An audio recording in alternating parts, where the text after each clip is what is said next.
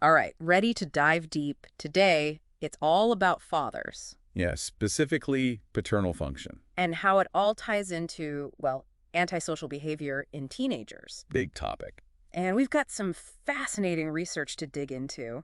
Including this academic paper all the way from a Brazilian university. Talk about an international perspective, right? Absolutely. And what's really interesting here, we're not just talking about dads being, physically present. Right, right. It goes way beyond that. It's the quality of their engagement, I think. Yeah, exactly. It's about the specific type of support that they're providing. Which, to really grasp, gotta look at how society's even viewed adolescence, like over time. Interesting. Did you know before the 12th century, teenagers, they weren't even depicted in art. Really? They were basically just short adults. Huh. Makes sense, I guess, for the time. So it wasn't until, like, the 18th century that adolescence as its own thing started to emerge. I can see that. Separate stage of life. And a lot of that was because young people were using, like, their own slang. Right, setting themselves apart. Then the 20th century rolls around, and thanks to figures like, the composer Siegfried Wagner, Oh, interesting example. prime example of teenage individuality. Yeah. Research on adolescence, it really takes off then. Okay, so we're setting the stage historically. But now, think about puberty, right? Your body's basically hitting fast forward. All those changes. Hormones are surging, you're growing like crazy. Makes sense emotions be all over the place. Exactly. But here's the catch. Society still expects you to act like a child, while your body's like, nope, I'm an adult. That push and pull, huh? It's a constant push and pull. And that creates this real dilemma, right? Physically mature, Yeah. even capable of sexual activity.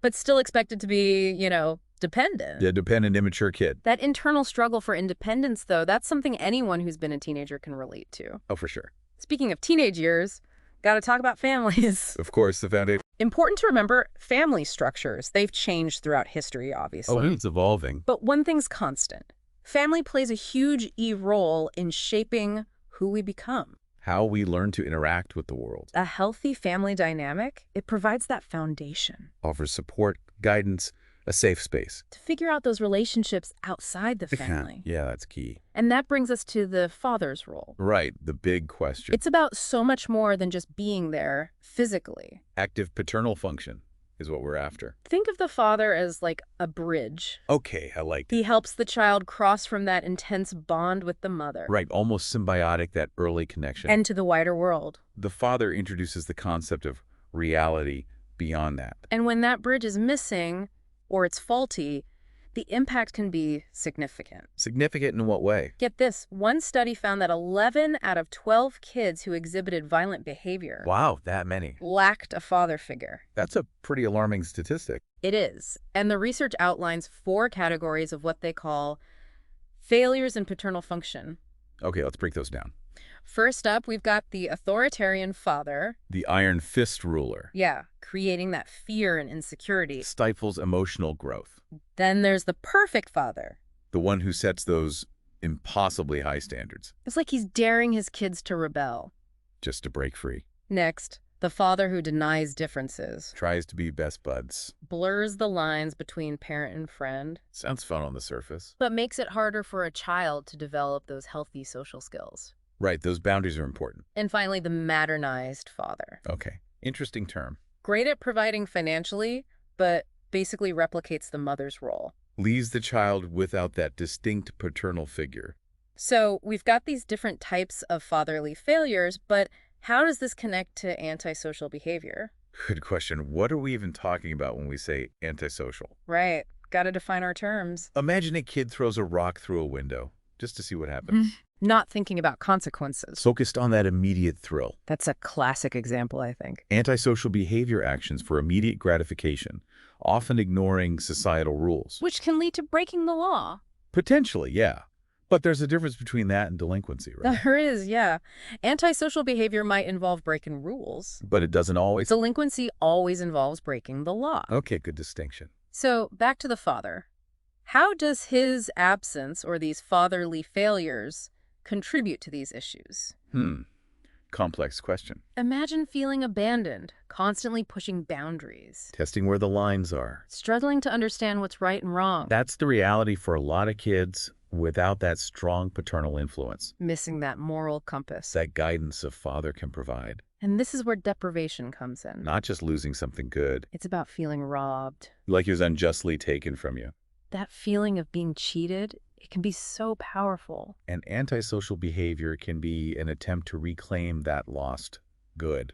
To test the world. See if it can be trusted. So they're acting out not because they're inherently bad. More like trying to fill a void. Make sense of a world that feels unfair. If their cries for help are met with intolerance, though, It can make things worse. push them further down that path. This is heavy stuff. Makes you think about how we, as a society, respond. Are we punishing kids for being bad? Or recognizing it might be a symptom of something deeper. That's what this Brazilian research paper really digs into. They go beyond just absent fathers. Yeah, it's about fathers who, for whatever reason, aren't fulfilling those crucial aspects of the role. The quality of the engagement Not just presence. makes this deep dive so fascinating. We're going beyond the surface, those simplistic notions of what it means to be a good dad. Exploring the There's nuances, complexities. the profound impact fathers can have. Before we jump into the specifics of this Brazilian research, Sure. I want to highlight one detail that really stood out to me.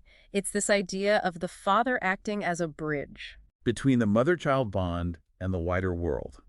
Exactly. It's like he's helping the child understand there are other perspectives, ways of being. Beyond that initial, incredibly powerful relationship with the mother, Tricky transition, especially during adolescence. when those desires for independence are so strong. Yeah. Okay, so we've set the stage historically, Explore the importance of family dynamics. touched on the potential consequences of fatherly failure. Laid the groundwork.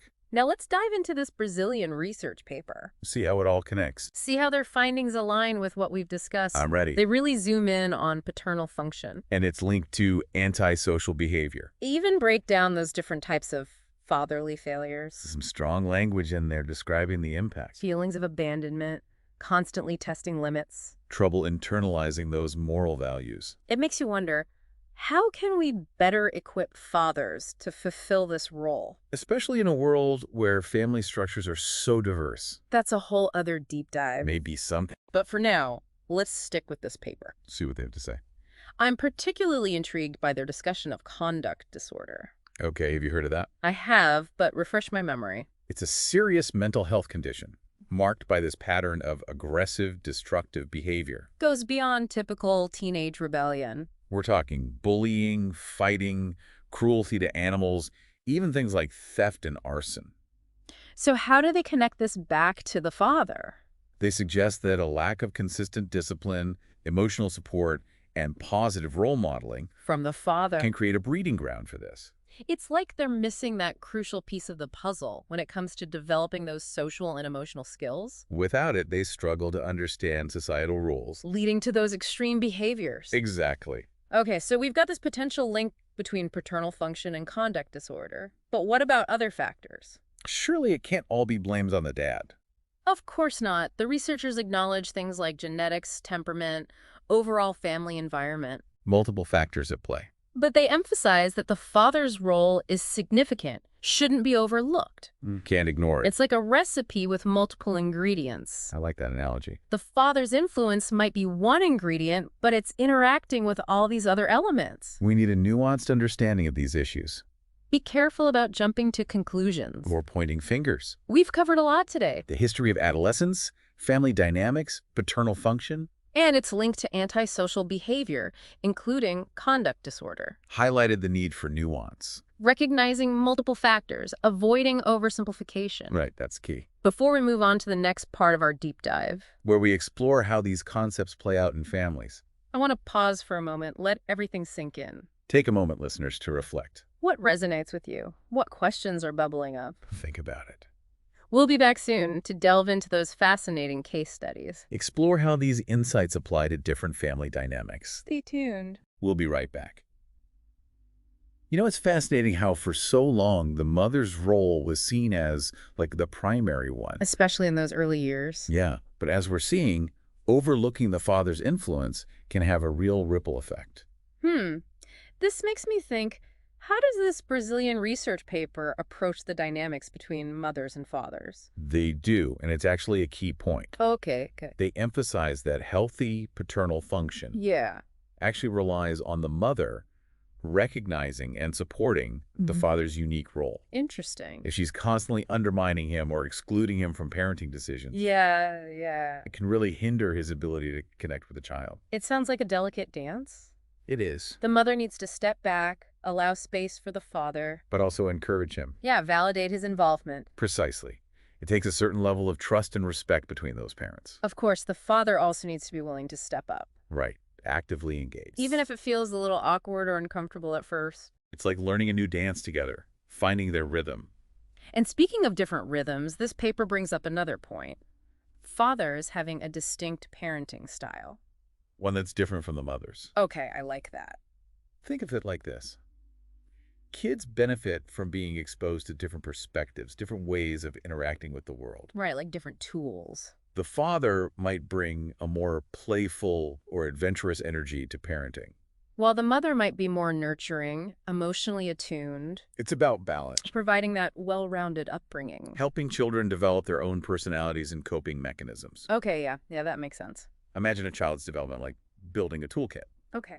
The father contributes some tools, the mother contributes others. And the child ends up with a wider array to draw upon as they navigate life's challenges. Exactly. This is making me rethink this whole concept of paternal function. In what way? It's not just about being a disciplinarian or a breadwinner. Right. It's more nuanced. It's about offering that specific type of emotional support and connection. That complements the mother's role. And it's crucial to remember that paternal function is influenced by culture, right? Absolutely. What's considered healthy and effective fathering in one culture might look totally different in another. We need to be sensitive to those differences. Not impose our values on other families. It's about recognizing there's no one-size-fits-all approach to parenting. Right. What matters is creating that loving, supportive environment. Where children feel safe, secure, and valued. Exactly. Going back to these fatherly failures, I'm curious, Yeah. are they always so clear-cut? I feel like there could be some overlap between those categories. Those lines can blur. Like the authoritarian father. Right. He might also fit the perfect father mold. Because he sets those sky-high expectations, demands obedience. And a father who denies differences, trying to be the cool dad, Yeah, I see what you mean. could also be modernized in a sense. Overemphasizes emotional support, neglects setting boundaries. The categories aren't meant to box anyone in. More like guideposts To help us understand different ways a father might fall short. of fulfilling those crucial paternal functions It's not about labeling dads. or making them feel inadequate. It's about shining a light on potential patterns, identifying areas for growth. This is all about understanding, not judgment or blame. Every father's different, every family's unique. No magic formula. It makes me think about how societal changes are impacting this. How so?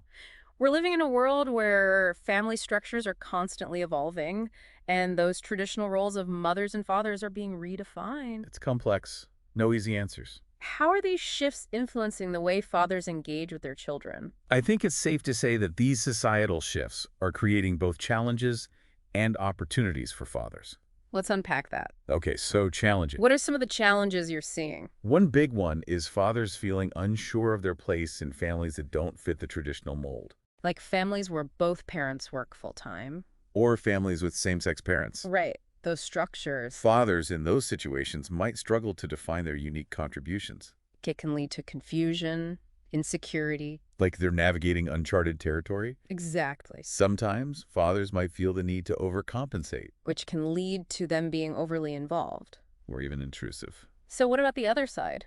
The opportunities? I think one of the most exciting opportunities is the chance to redefine fatherhood. In a more positive and inclusive way. Fathers are no longer restricted to being just the breadwinner or the disciplinarian. They can be so much more. They can be nurturing caregivers, emotional supporters. Active participants in all aspects of their children's lives. Exactly. I love that. It's about embracing a more holistic view of fatherhood. Paves the way for deeper, more meaningful relationships. Absolutely. This gives me so much hope. Me too. While there are definitely challenges, these societal changes are pushing us towards a more balanced approach. To parenting in general. And we can't overlook the role mothers are playing in this. So many mothers are actively encouraging their partners to be more involved. Advocating for policies that support shared parenting. It's a team effort.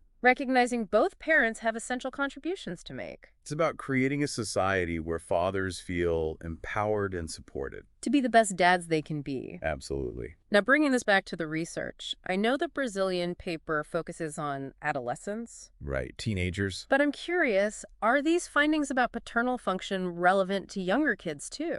Another good question. It's one that researchers are still exploring. But there's a growing body of evidence suggesting that the father's role is critical right from the beginning. Even during infancy. Even then. Wow, I always thought those early years were primarily about the mother-child bond. That bond, I say, is crucial, don't get me wrong. Right. But fathers play a vital role in those early years, too. Okay. Research shows that when fathers are involved in caregiving activities, Like what kinds of activities? like feeding, bathing, playing, Hmm. it can have a positive impact on a baby's development. Cognitive, social, emotional. I had no idea it started so early. It's fascinating, right? Makes sense, though. Infants are like little sponges absorbing everything Learning about relationships, trust, security. from day one. So even small gestures of love and attention from the father can have a lasting impact. Those early interactions build the foundation for a strong and healthy father-child relationship One that can continue to flourish. throughout childhood and adolescence, This highlights the importance of fathers being involved right from the start. not waiting until a certain age or milestone. It's about being present and engaged from day one. Exactly. Fatherhood is a journey, not a destination, Constant process of learning, growing, adapting. to your child's ever-changing needs, It's about embracing the adventure, the ups and downs. finding those moments of joy. Now, before we move on, I want to circle back to that concept of deprivation. Okay.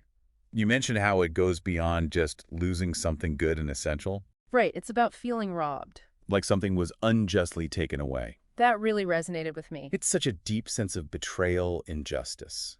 Incredibly painful for a child. And what's heartbreaking is that children who experience this often blame themselves. That's tough. They might think, I wasn't good enough or I did something wrong. It breaks my heart to think of a child carrying that burden. Those negative beliefs can fuel all sorts of unhealthy behaviors. It's vital for us as adults to recognize and address this feeling. We need to reassure these children, validate their feelings, Helps them understand that it's not their fault, shower them with unconditional love, create a safe space. where they feel comfortable expressing those complex emotions, This understanding of deprivation can help us better support children, who are dealing with those fatherly failures, approaching them with empathy and understanding. recognizing that their behaviors might be communicating their pain, their unmet needs. And remember, deprivation isn't limited to father absence. It can happen anytime a child experiences a significant loss or disruption in their caregiving environment. Divorce, death, deployment. Any circumstance that separates them from a primary caregiver. It's crucial to be aware of these potential sources of deprivation. Provide support and intervention when needed. Well, I think we've covered a tremendous amount in this part of our deep dive. Dynamics between mothers and fathers. Impact of societal changes. Importance of early father involvement. Profound impact of deprivation. Emphasize the need for compassion, understanding, and support. When addressing these complex issues. Absolutely. Now, for the final part of our deep dive, Okay. let's move from theory to practice. I agree. I'm ready to hear some real-life examples. How paternal function, or the lack thereof, actually plays out. Bring on the case studies. Let's dive in. Welcome back, listeners. It's been quite the journey, exploring paternal function and how it impacts kids. We've covered a lot, haven't we? From the history of fatherhood to the challenges facing dads today. Even those real-life examples, those were powerful. Or brought the concepts to life. But now, gotta talk solutions. Yeah, what can we actually do? We've identified the issues, but how do we empower dads? Give them the tools they need to thrive in their role. That's the big question. One of the most impactful things, I think, is education. Okay, what do you mean? Easy access to information about child development, parenting skills, So dads know what to expect. the specific joys and struggles that come with being a dad, Knowledge is power, right? especially for those who might be feeling lost or overwhelmed. Makes sense. There are so many resources out there, books, articles, online courses, support groups, We need to make sure fathers know where to find this stuff. and feel comfortable seeking it out. It's more than just handing them a website link, though, right? Absolutely. It's about fostering a sense of community, Where fathers can connect with each other, share their experiences, learn from one another, Fatherhood can be isolating. especially for new dads or those without a strong support system. Creating spaces where they feel like they belong, that's key.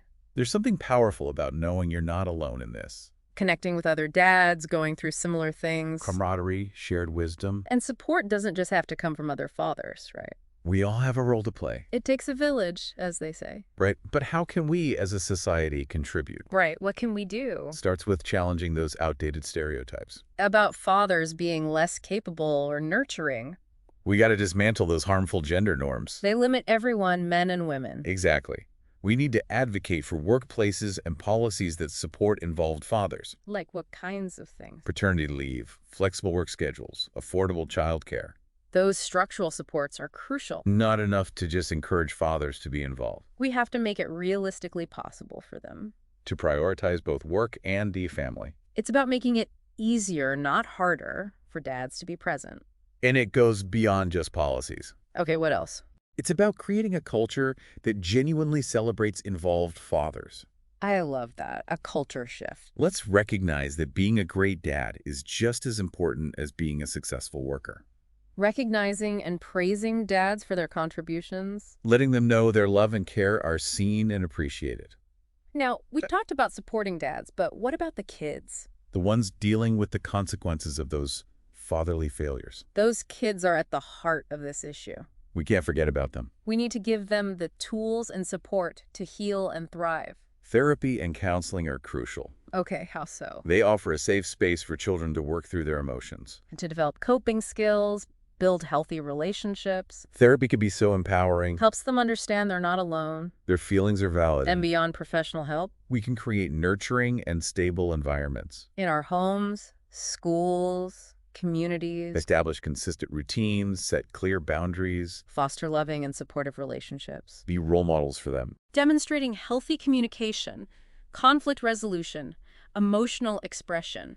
It's about creating a world where all children feel safe, supported, empowered. To reach their full potential. You know, this deep dive has been a powerful reminder Of the impact involved fatherhood can have. It's given us a roadmap for a brighter future. Where fathers are equipped and empowered.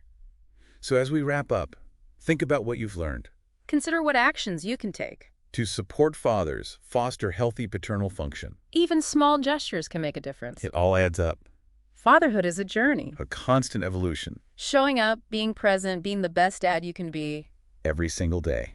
This has been enlightening, inspiring, thought-provoking. Thank you for joining us on this exploration. Remember, keep diving deep into the things that matter. Keep learning, keep growing, keep those conversations going. Until next time, stay curious. Keep seeking those nuggets of wisdom That enrich our lives.